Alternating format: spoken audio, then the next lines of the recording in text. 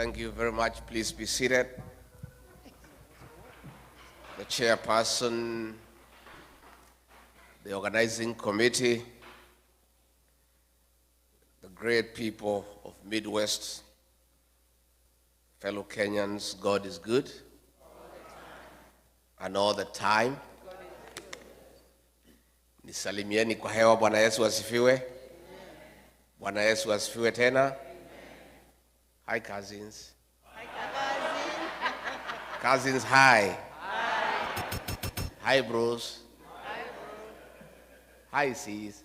Hi bro. Hi shemeji. Hi shemeji. Hi neighbors. Hi neighbors. Midwest, hi. Midwest, hoi. Asanteni sana. Thank you very much. Let me take this opportunity on behalf of my wife, Pastor Dorcas, and I, and our small delegation, say how delighted we are since our arrival to this great city of Kansas and this region for the very warm welcome all the way from the airport, all the way to the residence where we are staying. We had some dinner last night. This morning we went to President Truman's library and memorial, and it's been awesome. Even as we arrived for this town hall engagement, we want to thank you for the warm welcome. I must tell you from the bottom of my heart that we feel very loved and appreciated. In fact, we are feeling spoiled. You know, sisi tumezoea kukibiswa nyumbani na kasongo na tiagas.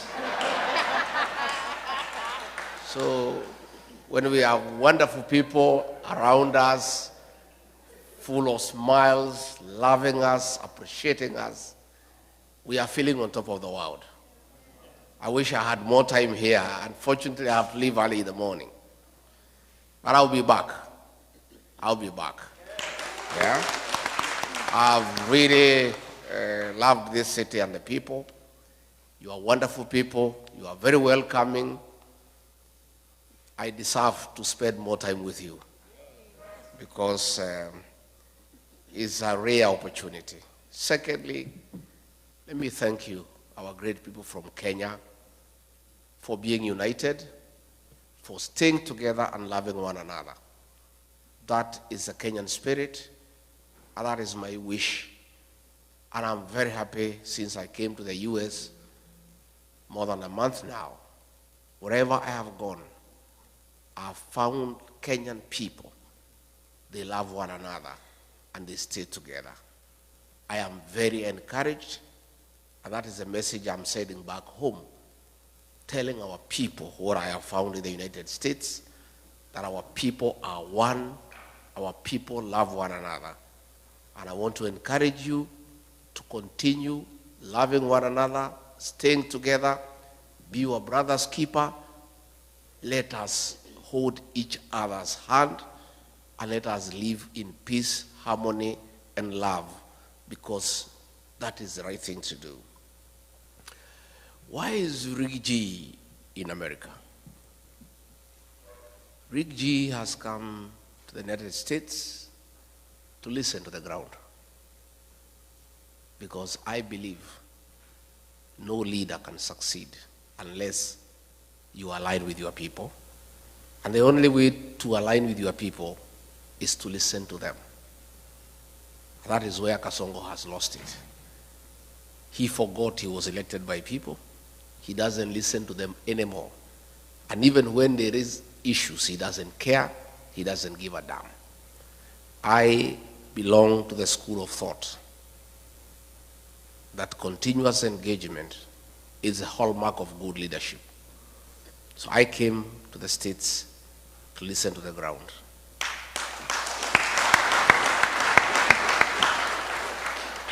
Hapa Midwest munasemaje? One time. Ati munasemaje? One time. Hapa ndio munasema? Yes. Kasongo ni one time. Mumeamua? Museme na sauti kubwa asikie akiwa nyumbani. Ati munasemaje? Thank you very much. I've come because the people who live in the United States are part of Kenya. And they, like other Kenyans, care about home. And more than anybody else, the people living here are troubled by what is happening at home. They are anxious, they are fearful, they are worried. And I came so that I brief you as to what is going on back home. And I tell you the few ideas that we have of what we need to do. And I plead with you to walk with us in that journey, to liberate our country, to restore our dignity, to restore our country, and to make sure that we have a beautiful country that we call home. Because at the end of it all, east or west, I have no doubt in my mind that all of you in this hall and all of the Kenyan people across the United States and elsewhere have a plan one day to go back home. Is that true? And you want to go to a home that preferably better than where you are. So it is your concern, it is your prayer that home works, systems work, there is a peaceful environment to do business, there is security, there is healthcare, there is education, so that when your days come and you need to come back home, you can leave your children here continuing with your investments and retire back home to a very peaceful retirement, and that is what all of you would wish. I am aware sufficiently that you know what is going on at home, because you people do a lot of work back home by supporting families. And therefore, on a daily basis, you are in conversation with the people back home, and you, like all of us, are concerned about what is going on at home. And before I go into serious things, on a light note, cousin Omari, ako wapi Omari? Amenda. Where is Omari, the guy who is married in Lemuru? Omari? Omani. Where is he, the guy who is married in Lemuru? So when you see him, you tell him, traditionally, and I think that's why he has left. I think somebody from Mulima must have sold me. Because I wanted to tell him, traditionally, all the girls are my daughters. Yes. And payment of dowry is a life thing. So anytime you meet your father-in-law, you must. So I had hoped to kutana naye nyuma ya hema anipatie kitu in dollars because of having my daughter from Lemuru. Let me say this with a light touch. Let me say this. Back home, it's tough. There are tears. There is anguish. There is fear. There is uncertainty. Our children between the ages of 15 to 24 are being abducted and killed by the state. More than 200 kids since 2024 have been abducted, tortured, and killed, and others have disappeared. Parents worry. When you don't know where your child is, you cannot sleep. If you call your child and the phone is off, you are worried. And the situation has been worsened that Kasongo and his boys have now gone berserk, and they no longer fear, and they no longer pretend. The CS in charge of Interior, Kipchumba Murkomen, in broad daylight, gave an order to police to shoot, to kill. A week later, Kasongo himself, shamelessly, in total impunity and total disregard of the Bible teaching that thou shalt not kill, in total violation of the Kenyan Constitution, publicly announced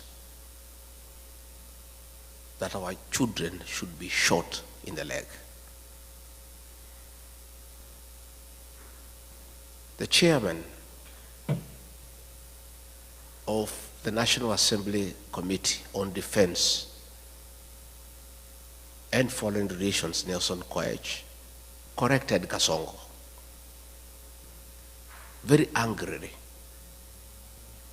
that the kids should not be shot in the leg, they should be shot in the head. That is the situation we face as a country, where in total disregard of the Constitution, against biblical teachings, a president of a country elected by the people has the audacity to give orders for the extermination of our children.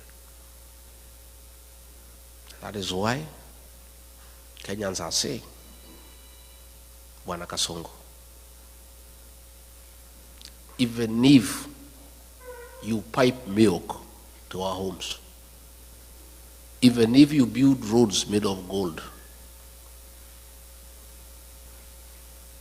even if you paid us every day 100,000 shillings, your hands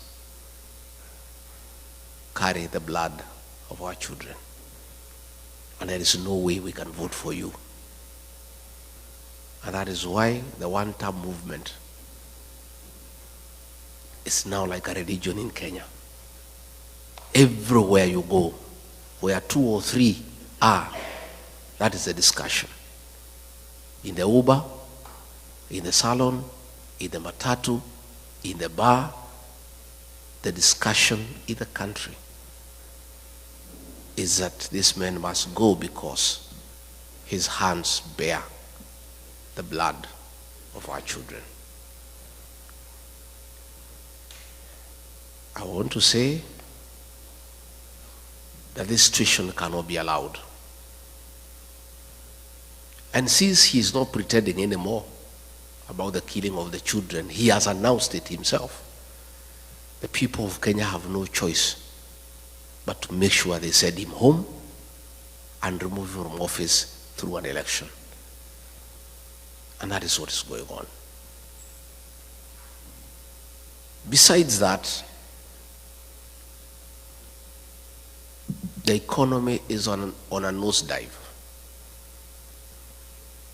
Pending bills, people who worked with the government for many years, he has refused to pay them. They are owed more than 900 billion Kenya shillings. If you look at the Nation newspaper every morning, there are about 10 to 12 pages of auctions of properties being sold belonging to businessmen who did work for government and they have not been paid for the last 3 years.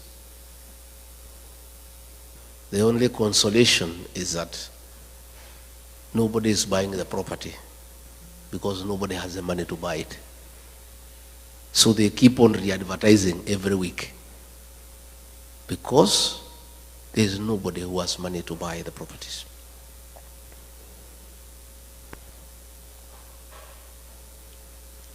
William Ruto found a working education system. President Mwai Kibaki, the third president of the Republic of Kenya, the greatest leader of our time, brought free primary education, and President Uhuru Kenyatta improved it by extending to secondary schools. and also bringing 100% transition from primary to secondary school. He found a working university financing model and a help, a working system most of you went through, including I, that he put it aside and brought something that is not working. As we speak, many university students are at home. They cannot access university education. Most principals of secondary schools and head teachers of primary schools are living in fear and in hiding because of being auctioned. The schools are being auctioned because they have not paid suppliers, because money meant for capitation has not been provided by government. So the education system is facing near collapse. The health system, and you people here in America know how important and critical a working health system means to our people. He found a system called NHIF that was struggling but working, that needed improvement. The people at NHIF had come up with a program that needed 800 million Kenya shillings to reform it and make it workable and compliant with the present times. Kasongo came and discarded that system and brought something called SHA and SHIF at a cost of 104 billion Kenya shillings, money that he is stealing with his cronies.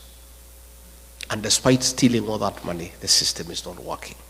And you people know that because you have parents back at home. You know when they go to hospital, they cannot get their bills paid by insurance. Again, that is something that he has destroyed. He came up with something called the housing levy, ostensibly to construct affordable houses for the people of Kenya. It is not the work of government all over the world to construct houses. Governments put up roads, water, electricity, drainage, sewage. It is the work of the private sector to construct houses. But he has put it by force because he has business interest in company with some Asians to supply cement, steel, and iron sheets. So the whole affordable housing scheme is about corruption. It's about conflict of interest. Again, you find in agriculture, all the sugar factories have been sold to Asians in partnership with Kasongo. Last week, despite us having rice in Moya and Ahero that has not been bought, that is in the stores, he has authorized the importation of 5,000 metric tons of rice, duty-free, that will come and kill the rice farmer in Moya and Ahero.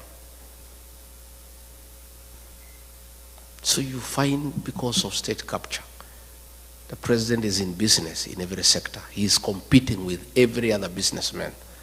And because of his advantage as president, he has killed all other business people. He's doing all the businesses in Kenya. I remember when we came into office, there's something called eCitizen. It was an app that was being operated by some private people and doing some little work for government. And when he came, he brought a lot of issues saying it is wrong for anybody in the private sector to collect money on behalf of government. And he said the Ministry of ICT must take up eCitizen. Little did I know he wanted the owners of eCitizen to come into the open. So when they came, he negotiated with them, took 80% of the business and said they should continue, and ordered all government services to be onboarded through eCitizen. Out of every 5 shillings that is paid through eCitizen, he pockets 3. That is not enough. The Auditor General has reported more than 10 billion shillings collected through eCitizen cannot be traced. So what is happening in Kenya is that we don't have a government. What we have is a criminal enterprise, theft of public funds. where the president has taken over all the businesses in the country. He's a chief procurement officer, he's a chief accountant, he is a supplier, he is everything. And nobody can ask a question. And that now brings me to explain to you why we fell out. I believed this man because he came with a Bible, and I'm a Christian. I'm the husband of a pastor. So when you come with a Bible and say you are saved, I believed this man. And all the things he told me and told the people of Kenya, we believed. I did not even have an MOU with him. We never wrote any agreement. I believed everything he told me. But when we arrived in government, it's a one-man show. He makes all the decisions. And all these decisions are selfish. It's about him. He's a businessman. He doesn't care for the country. And I started telling him this is wrong. Within a very short time, he captured Parliament. Parliament cannot ask a question. He captured the Senate. They cannot ask a question. He compromised all institutions of oversight. Nobody can ask a question. The only person who remained who could ask a question was Tinga, Raila Odinga. And he told me, we'll look for this man. He loves money. We'll give him some money. He'll also keep quiet. And sure as December 25 is Christmas.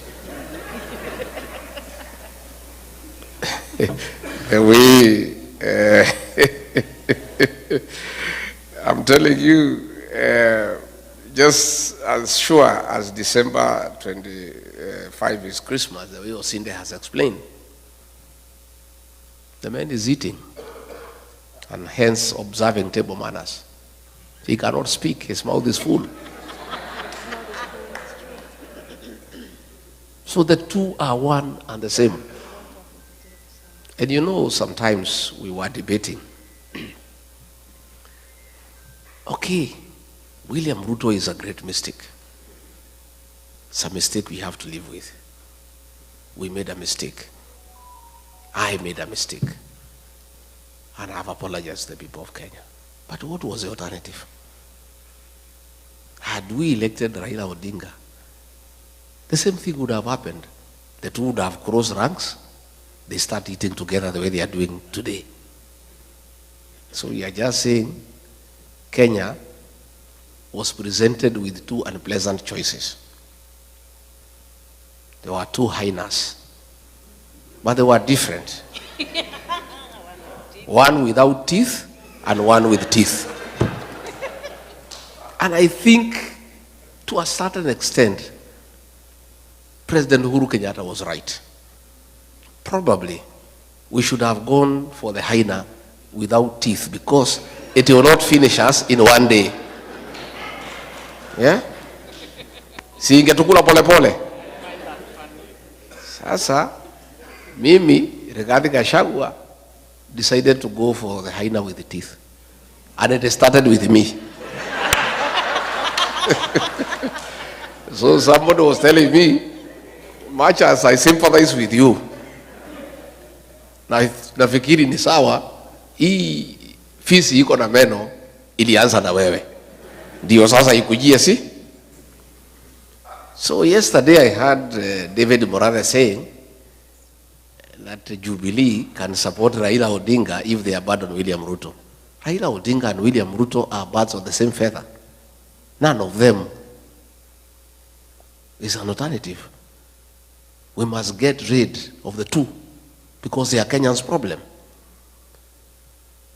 So when he bought Raila Odinga and he kept quiet, then he started stealing everything in the country.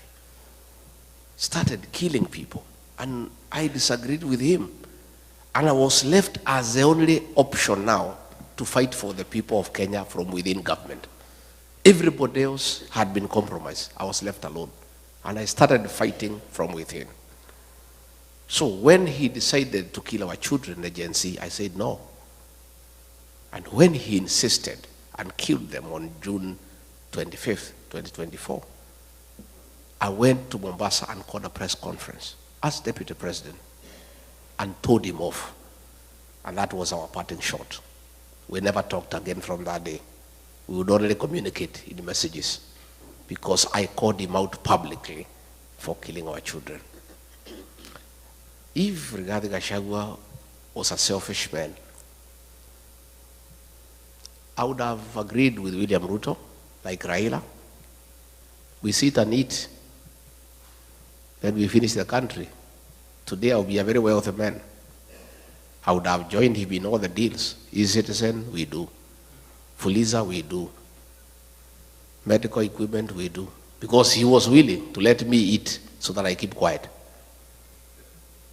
He was quite happy. In fact, he told me, we wacha mambo mingi bana. We kuja tukule bana. Hii Kenya ni yako.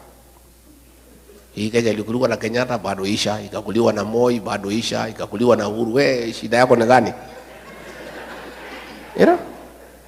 Had I been just another Kenyan, like the Kenyans I see, if I was like Raila Odinga, a selfish person, I would have agreed with William Ruto. I stay as deputy president. I enjoy the privileges, there are many, and we eat.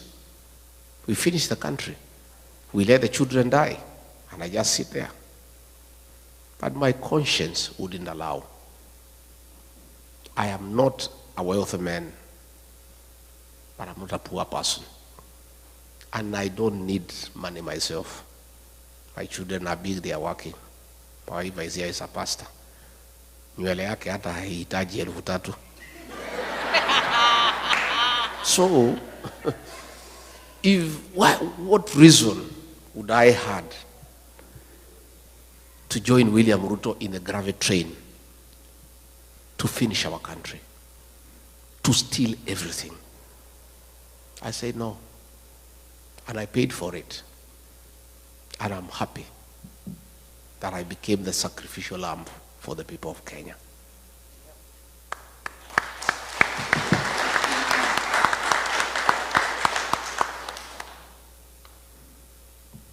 We will fix our country,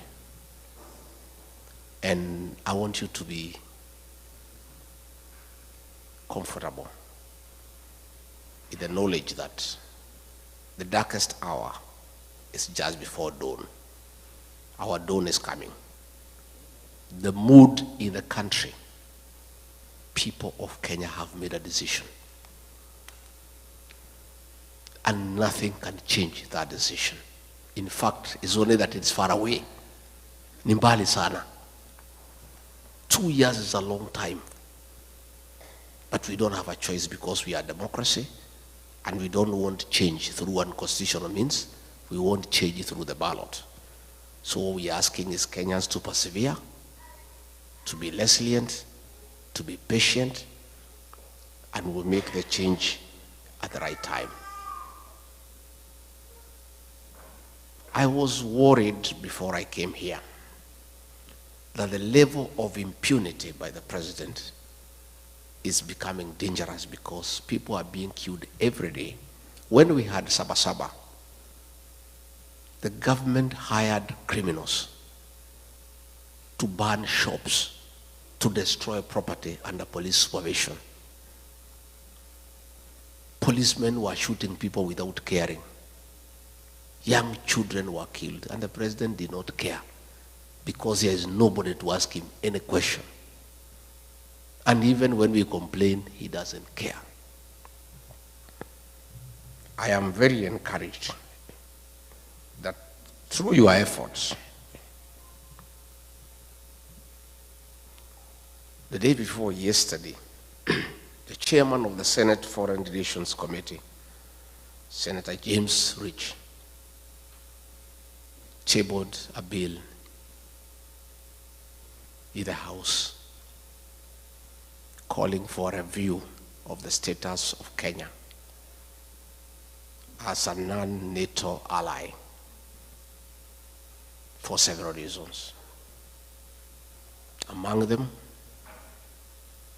that William Ruto is working with the terrorist groups, most notably RSF of Sudan, where he is in gold business with Hemeti, and where Kenya supplies arms. to go and kill children and women in Sudan. The Americans have complained that he has also been doing business with Al-Shabaab. The Americans have called for investigations on abductions, extrajudicial killings, use of police to attack civilians, and other violation of human rights. And within 90 days, an investigation will begin and a report to be made within 180 days. And there is real panic in Nairobi. I saw William Ruto today fumbling with words, trying to explain himself, but trying to digress from the real issues. He was saying that the Americans have a problem with him because he's having a relationship with China. And he is having a relationship with China because it's good for the country. But he's running away from the real issues. And because he follows me wherever I am, it is good for me to tell him why the Americans have a problem. Not just the Americans, the people of Kenya. The Americans have just heard the cry of the Kenyan people, and they are raising issues. William Ruto, aka Kasongo, please, the Americans want to have an investigation to unearth your business dealings with the Hemeti of RSF in Sudan, where you are doing gold business, and in reciprocity, supplying arms to the terrorist group to kill women and children in Sudan. You cannot run away with it because we have the evidence. I was your deputy when those meetings took place. I have all the details. And we are giving those details to the Americans. And we are right here in America.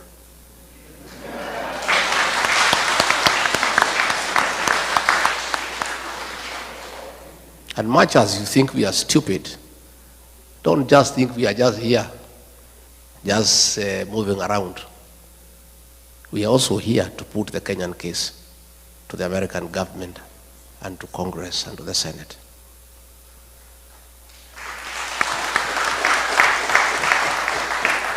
William Ruto, you need to know, the Americans want to know why you are working with Al-Shabaab. Why, when you are in Mandera, you met 3 leaders of the Al-Shabaab militia at night to discuss business with them. They want to know why. They also want to know why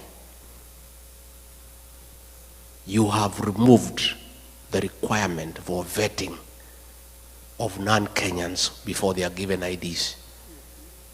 The Americans are concerned that suspected terrorists will be registered as Kenyans and they will find their way to America and the rest of the world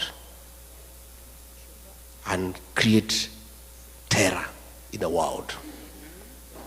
Your decision to suspend vetting of foreigners before they are given registration in Kenya is a threat to world security. And not just the Americans are concerned, Kenyans are concerned too. And this you must answer. You cannot endanger the security of the world because of your business interest. It is true you are doing business with Al-Shabaab, but you cannot endanger world security.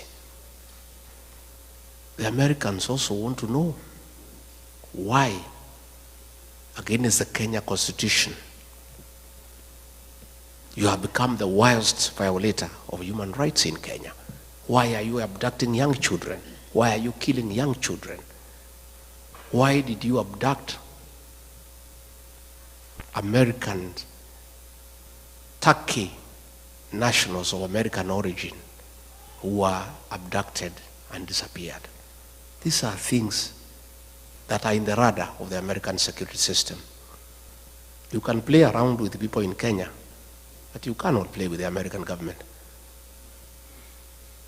They have you on the radar. And the evidence is everywhere. And you cannot run away from it. So please, don't hide behind China. The issues you need to confront are well known to you. That you have compromised world security in pursuit of business interest. And this time around, you will not escape. You may push people around in Kenya. You may harass everybody in Kenya. But I don't think you have the capacity to harass the American government. And they have you under the radar. You can run, but you cannot hide. Your day is coming. I want to say that the evidence is there. The shoot to kill orders by Kipchumba Murkomen, he cannot deny.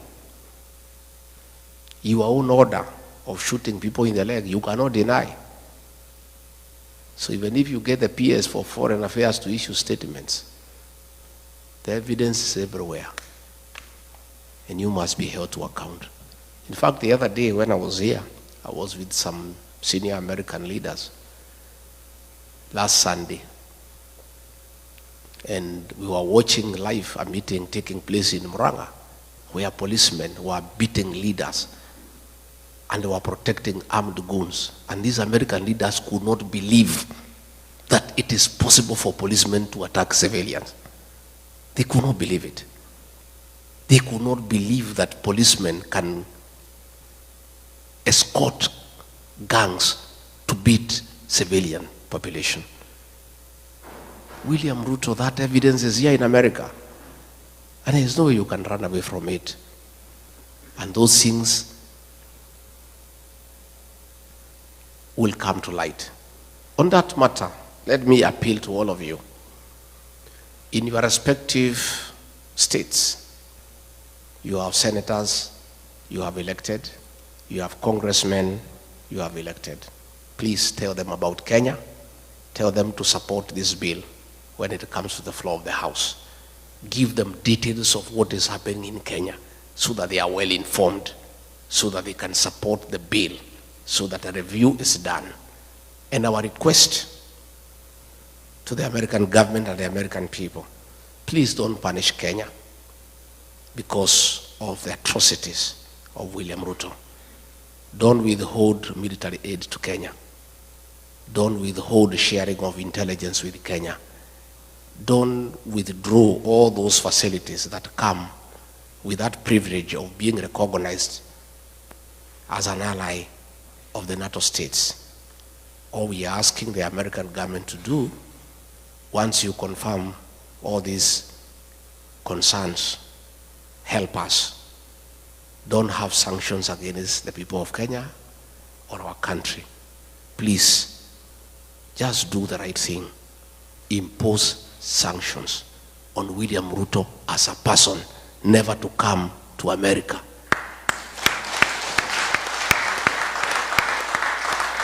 And I think if he does that, that is our problem. Kenya should not suffer because of one person. Let's deal with the person. And I think if the government here can impose sanctions against him, that he cannot come to America and he cannot go to other states that work with America, our problems will be sorted instead of punishing the country because of the actions of one person. Diaspora people,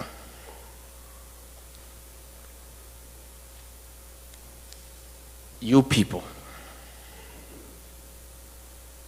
are very important partner to any serious administration. In the 70s, coffee was #1 foreign exchange earner for our country. In the 80s, it was overtaken by tea. Tea became #1 foreign exchange earner for our country.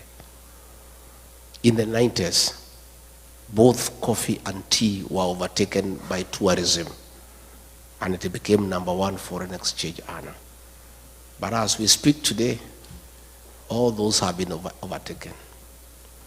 the #1 foreign exchange earner for our country, Kenya, are remittances from the diaspora. It is you guys. You are the drivers of our economy. Our economy relies on you. It's the dollars you send home that we use to pay our public debt.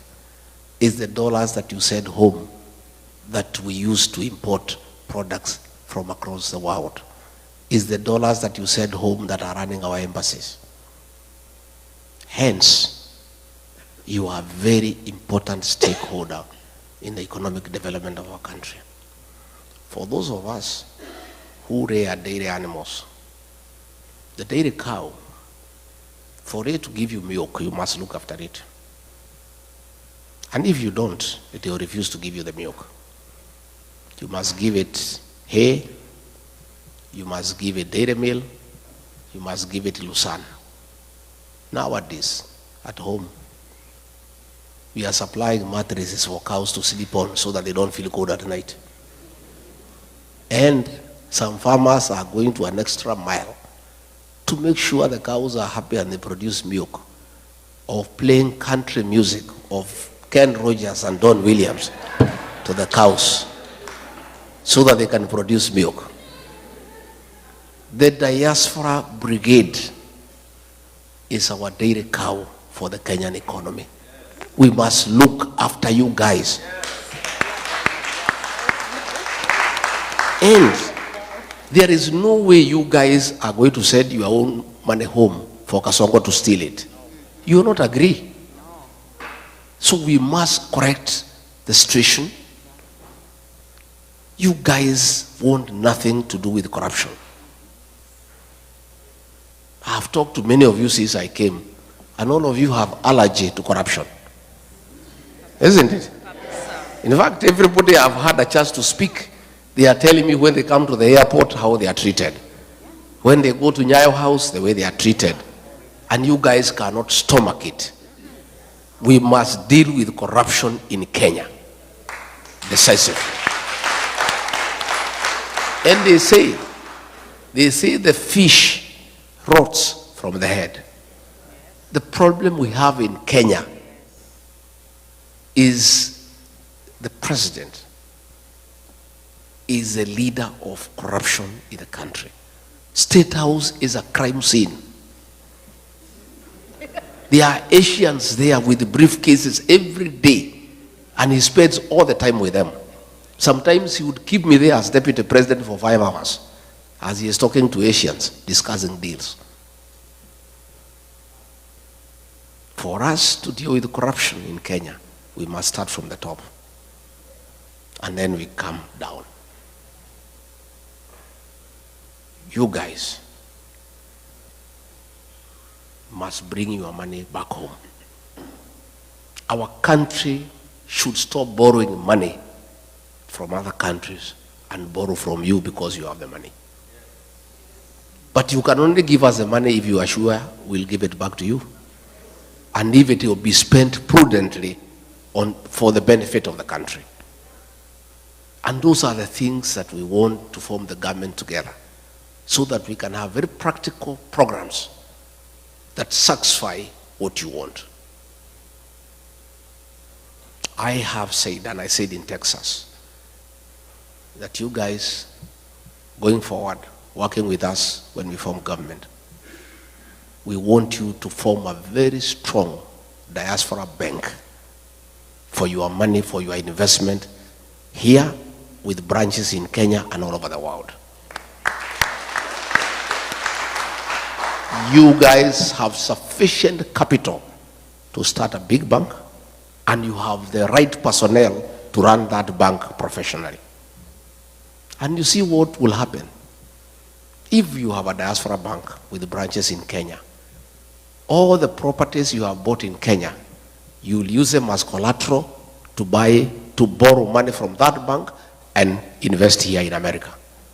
But as it is today, all the plots and the land you have bought in Kenya cannot help you, because you are borrowing here from the banks here and they cannot accept Kenyan titles. Again, we need a discussion with you guys on how we vet developers, and people who build houses for you and who sell you land, so that we eliminate the crooks who keep on conning you from time to time. We want to have a conversation that it is immoral and wrong to have double taxation. You cannot be taxed in America. After paying your taxes from your savings, you send money back home, and then it is taxed again. That is a discussion we are going to have, so that the money you remit home must be exempted from double taxation, because you have already paid tax in your country of origin where you are working. We need to discuss, how do we encourage you to save at home? Can we have an incentive-driven package where we give you an interest rate that is higher than what you have here in America, so that you have the motivation to save your money back home, so that this money can be available for on-lending to other people and for government work, and your money is earning higher interest than your country where you are working. So I'm saying, I have come to start engaging with you. I don't want to engage you when we form government. I want to start this engagement mapema. So by the time we form government, because we are going to form government, already we have a plan in place for implementation. And that is why I want to create a mechanism for engagement with you people the way we are engaging today, so that we have a way we shall be engaging, so that you tell us what you want us to do. We also benefit from your experience in a country that is working. Devolution here is working. You know, I was here last night, it was raining. When we came out, you cannot even know it has rained because the drainage works. Huh?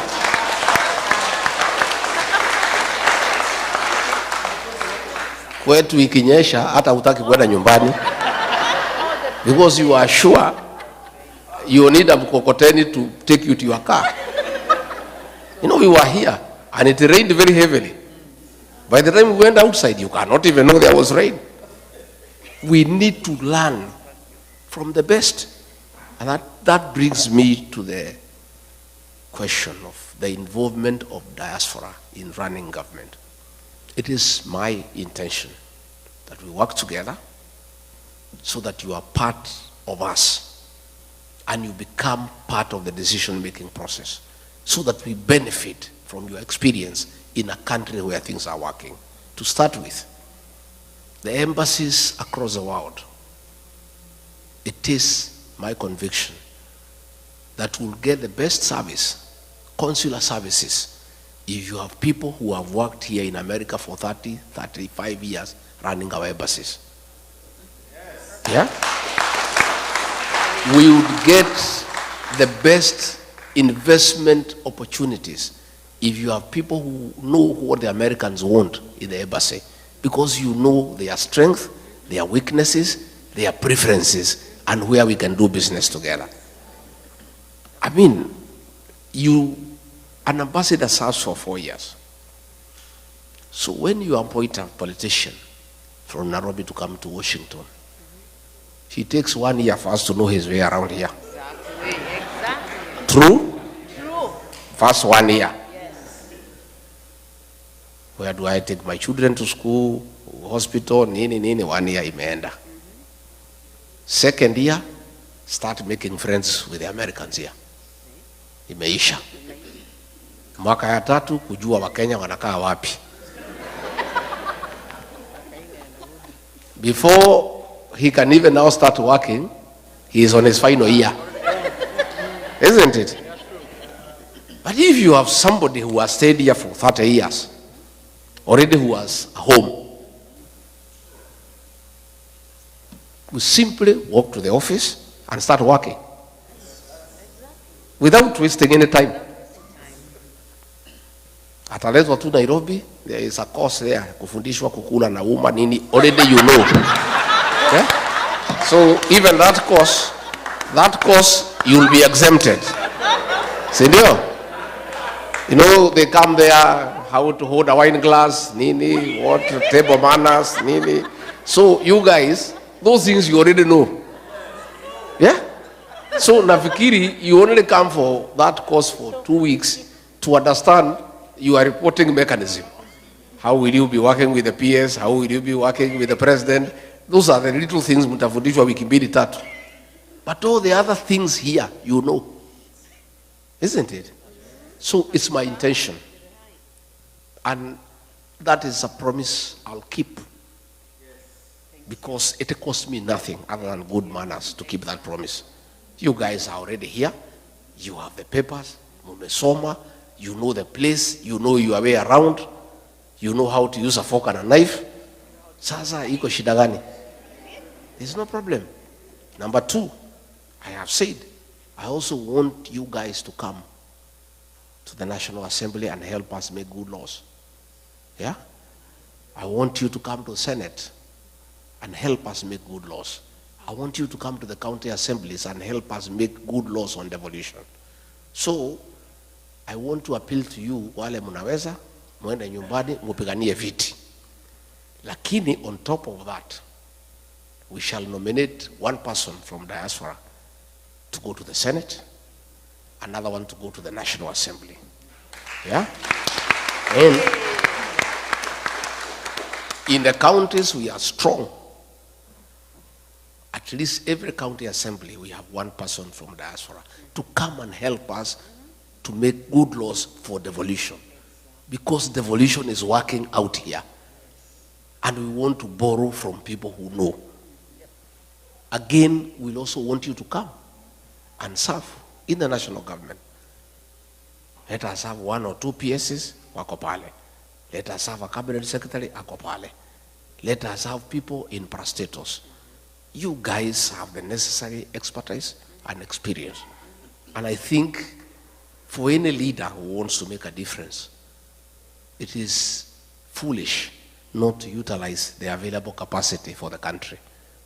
And you guys have all the necessary capacity to assist the president to run a country successfully.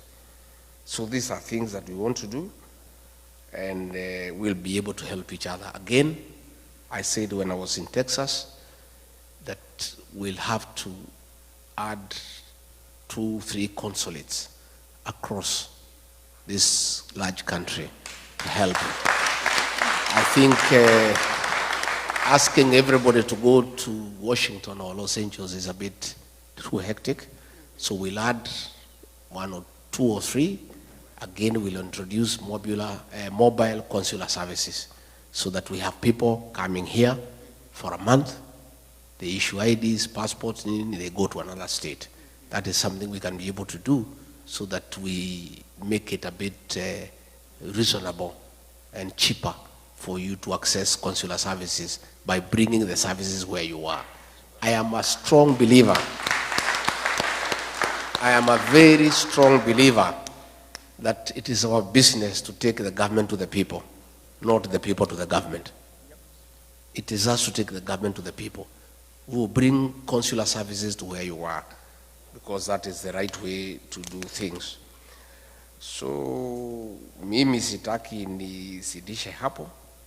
I want to say, because I have found a few questions that have been written here, I'll go through them and I answer them, because I believe in participation. I don't believe like Kasongo in praise and worship. You know, the government he runs is praise and worship. We have some very funny characters there. You know, whatever they are told by Kasongo, I don't know what happened to their brains. If the MP for Kikuyu is told by Kasongo, go and insult Pastor Dorcas, anaenda anachukua microphone na mtukana. I saw another lady from Murang'a. Anaambiwa na PA wa president. Ana parade yeye mbele ya umati. Anaambiwa asunguke. I don't know kama mliona. Ati huyu mama si ako sawa. Si asunguke, muangalie vile anakaa. Anasunguka.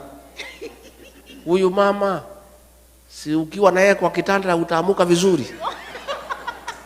You saw that woman? Yes. you really wonder what happened to our leaders. Ni kurogwa ama ni ujinga ama ni zote mbili? Eh? I can't understand. I don't understand what has happened to our leaders. Somebody ameuliza sijui ni nani, what is the game plan? You are impeached, so you won't run or otherwise. Nani ameuliza hiyo?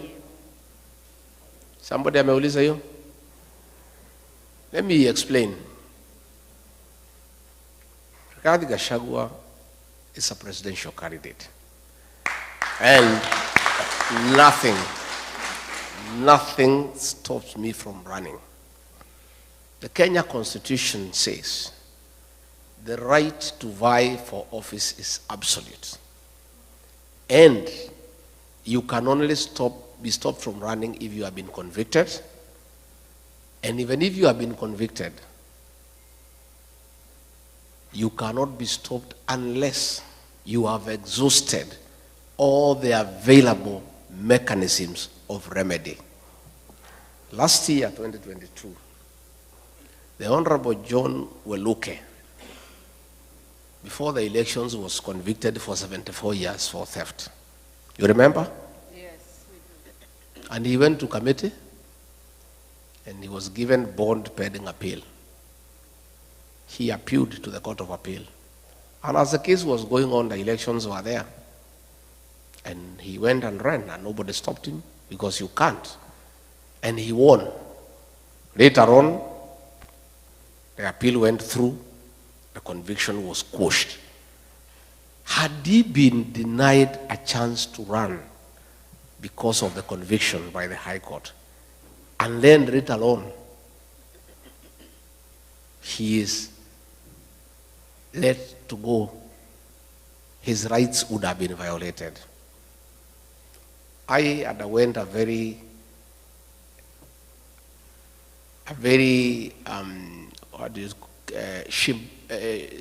shambolic exercise at the National Assembly and Senate.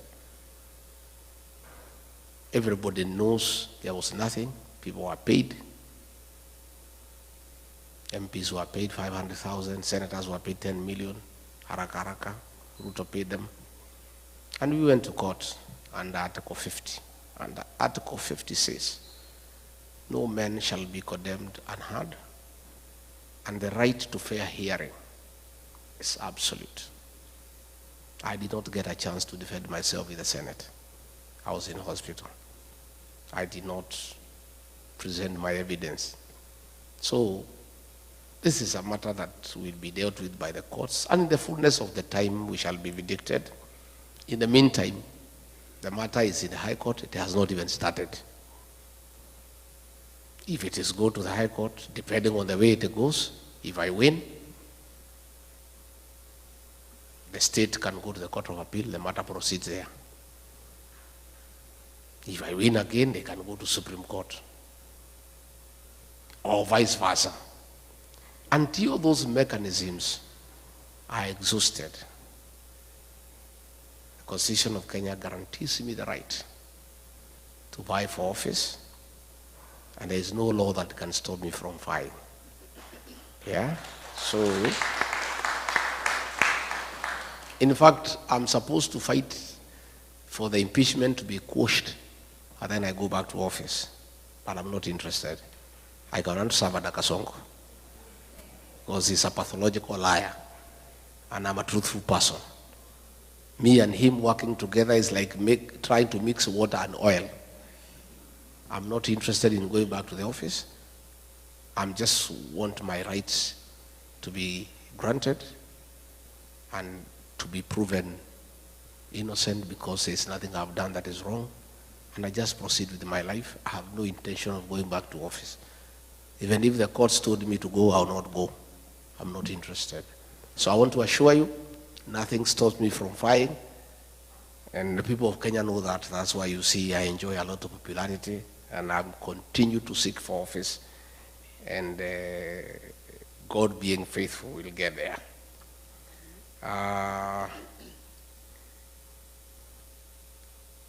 now that you are teaming together, do you have a very strong candidate to face Ruto? Because we can't stand another 5 years of Ruto regime. Jackson. The second question, the second statement is true. We cannot stand another term of Ruto. Because if he is telling policemen to shoot people and he still wants our vote, what if we elect him and he doesn't need the vote? He'll shoot us himself. True or false? Yeah? Do we have a strong candidate to face William Ruto? What a question. Si niko hapa Jackson? Yeah, Nico. We are there. Don't worry. We have a big team, and we have agreed between me,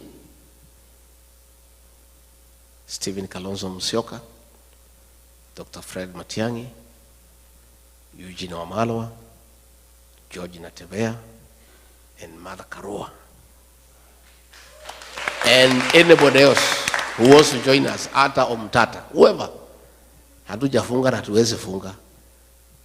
Kila mtu atafute kura zake. Tutakuja kuketi hapo nyuma. Tutoe mtu mo? One person. And me, I have committed publicly, and I want to repeat, that if that formula does not favor me, it favors Kalonzo, or Matiang'i, or Eugene, or Mother, or Natebea, or whoever, I, rigathigachagua, and my supporters will support that person unconditionally.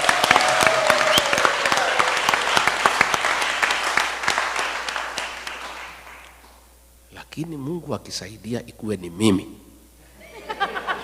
hiyo mtu nitakimbiza yeye kama baisikeli ya kuibiwa.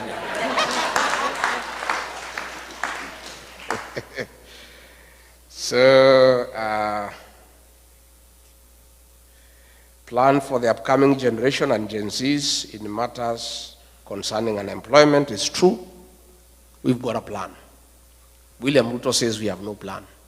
We have a plan. It's only we don't want to bother with him. Because why does he want to know our plan? Our plan first is to remove him.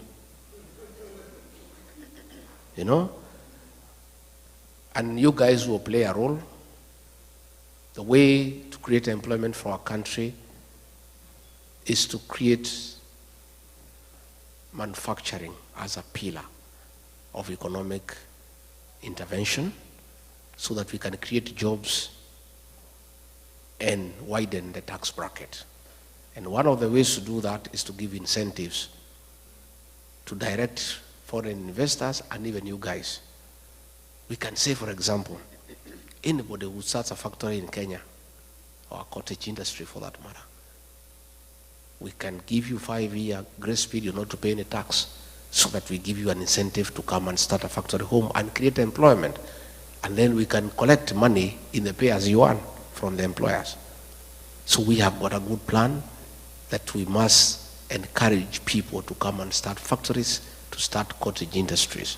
Again, we want to do a lot of expansion in agribusiness in northeastern Kenya, in northern Kenya, by having water for irrigation, so that those farms become arable and they'll create a lot of employment. Again, we have a team of people now who are working on our manifesto, and in the fullness of time, you will be able to see what is that we have to offer. Banking for diaspora, I've already said. Health, food where using GMO, yeah. That thing was brought by William Ruto, and it's something that we are opposed to at home. We have our farms that we can do organic farming. We don't need GMO in Kenya. It's unnecessary, you know? And these are things that were done hurriedly without proper research, without looking what are the health implication and what is it for our country. Because we can produce enough food for our own consumption and surplus for export. We don't need to import GMO from America or from anywhere else. We'll do our own organic farming in Kenya. If elected, how do you deal with corruption? Paul Bogwa, I have said, we have to start from the top. And I think I have demonstrated to the people of Kenya that I'm not corrupt, and I cannot bed to corruption because I had the opportunity to do so. I was already on the eating table with William Ruto. He invited me, we eat together. I declined, and I lost a job for refusing to eat. So I don't think I can change. When I become president, I go back to the same table to start eating what I rejected. I think we want to live like America here. Live on your sweat. Just work hard, earn an honest pay, and live well and honorably and fulfilling life. There is somebody here who wrote, I don't understand what he meant. Dicho, you said, if yes, how often do you check on each other? If no, since when did he become your enemy? John Dicho. What do you mean by that? Occasionally you referred to President Ruto as your friend. Refer to? As your friend. Is this still your friend? Who? You know what happens? You know what happens? Ruto, by the way, is not my enemy. He's the enemy of the Kenyan people. Yeah? What normally happens when you are talking at our level, you are just decent. You refer somebody as my friend, as my brother, but not necessarily because he's your friend. It's just etiquette. Yeah? It's just etiquette. I have no enemy. I have no issue. I am not vengeful, but I'm responsible. William Ruto is not my enemy. He's the enemy of the Kenyan people. And the Kenyan people will have to deal with him in a decent manner through the ballot. Yeah? So there is nothing personal. There are no hard feelings. It's simply about our country that we cannot allow it to go to the dogs. And we need to get rid of him.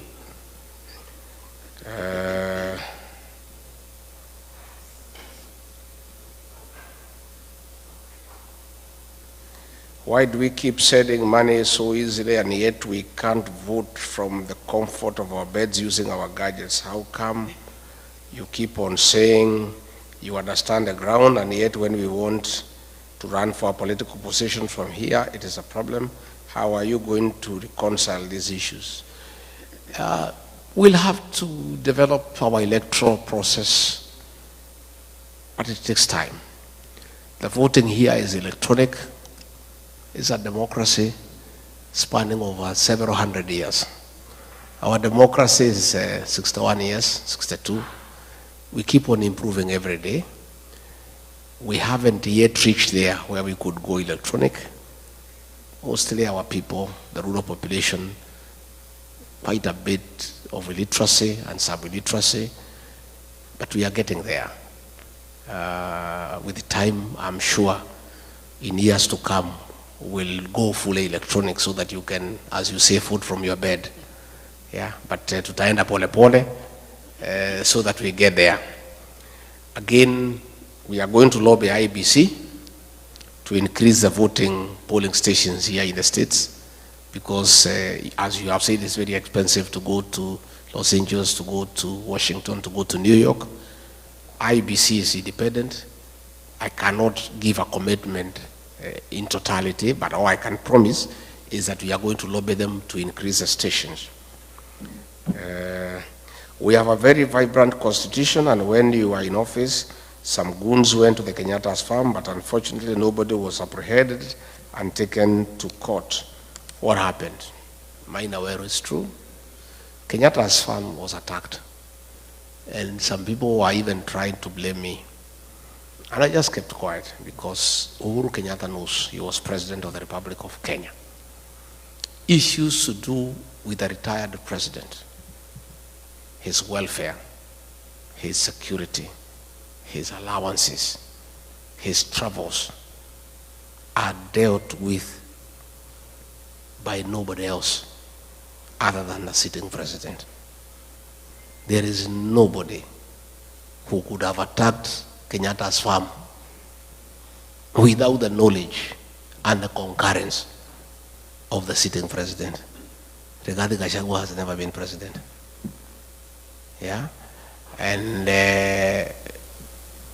it was something that was being done so that they can make us, the leaders from the mountain, fight each other. Yeah?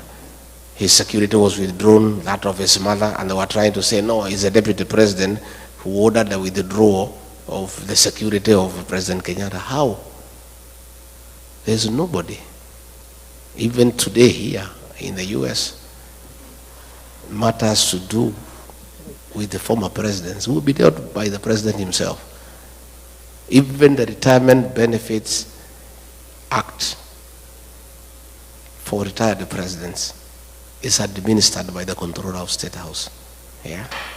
So what happens if Kasongo ever comes here? You direct that question to him. He'll be able to give you an answer.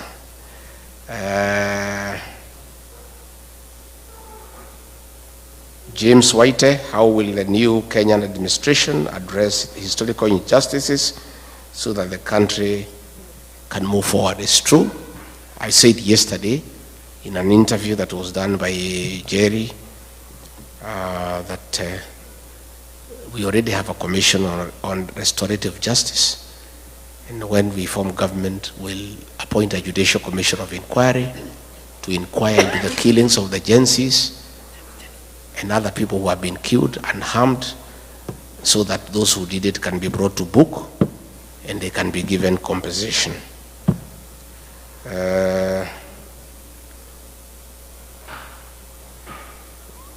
Peter Mungai, which formula will you use to select your flag bearer, considering the flag bearer must be acceptable?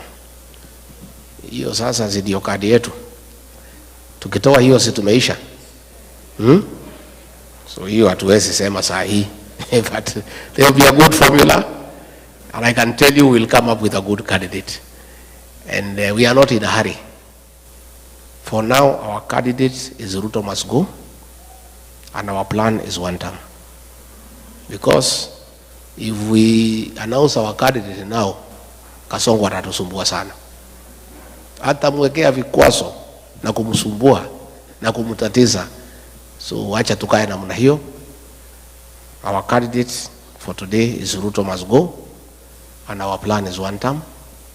Wacha angangane na Ruto must go, na angangane na one term for now. Yeah? And that's why he keeps on saying, where is your plan? So that he can start attacking it. Yeah? Mimi napingana na nani? Unapingana na Ruto must go.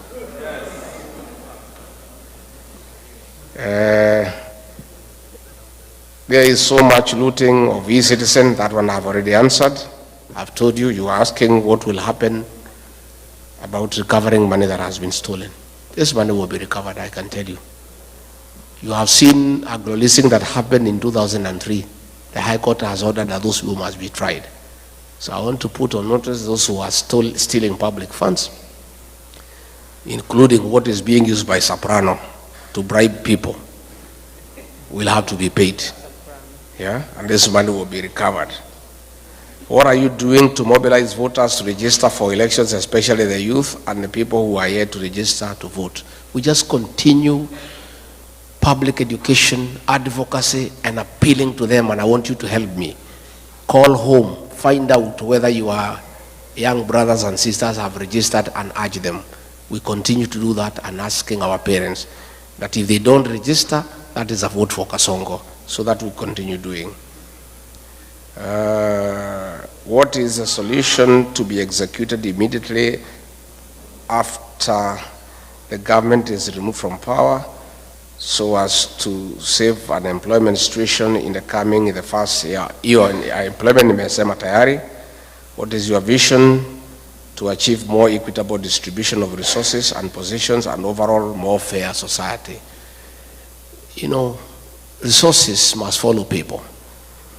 I believe in a very fair formula to distribute resources, with population being a very important factor, followed by poverty index so that we have fairness and equity.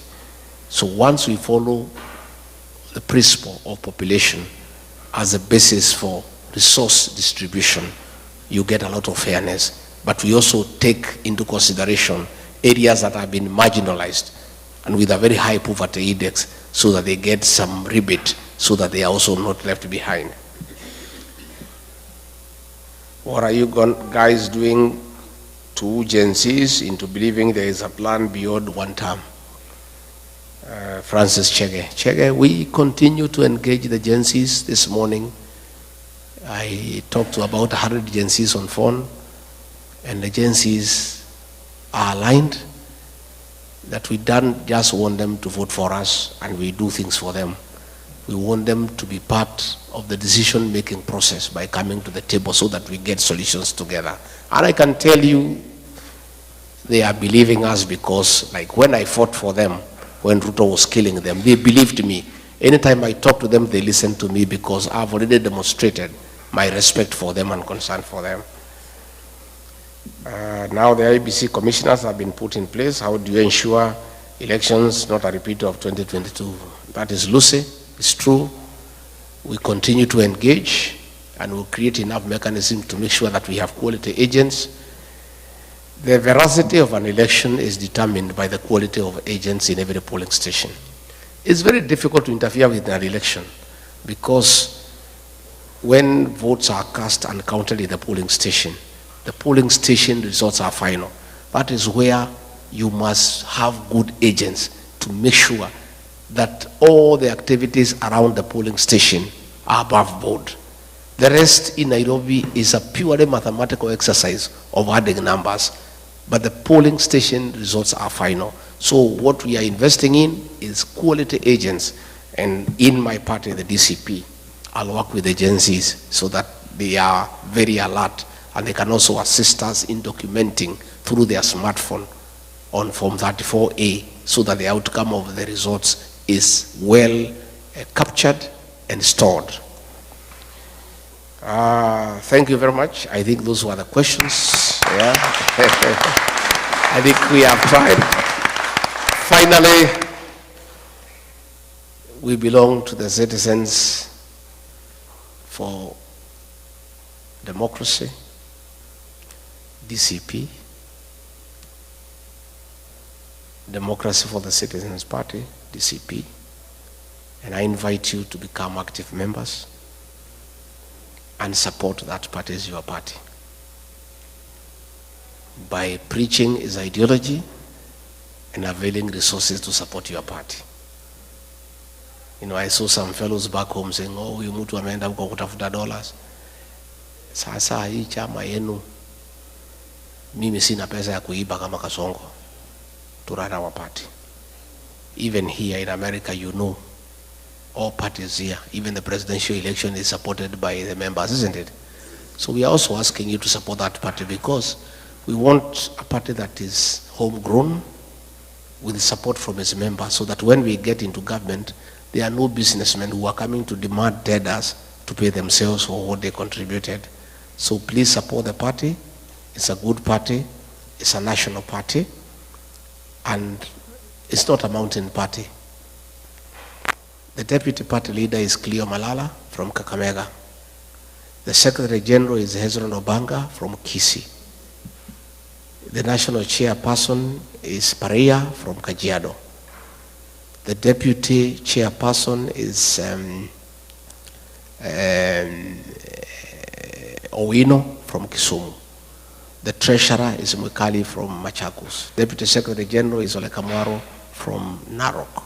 And like that. Again, out of 34 members of the national executive, 9 agencies. So we are well represented. It's a national party, and I want to request you to be very active here in Midwest. This is your party. We'll form the government together, and we are serious partners. And I want to continue with this engagement. I'll come again when I have sufficient time so that we spend more time. But I want to say I feel loved, I feel well taken care of, and I believe I have answered the issues that were concerned to you. Have I? Yeah? Can I ask Pastor Dorcas to come and say hi? I believe in very strong family values as the basis for a strong nation. And that is why I walk around with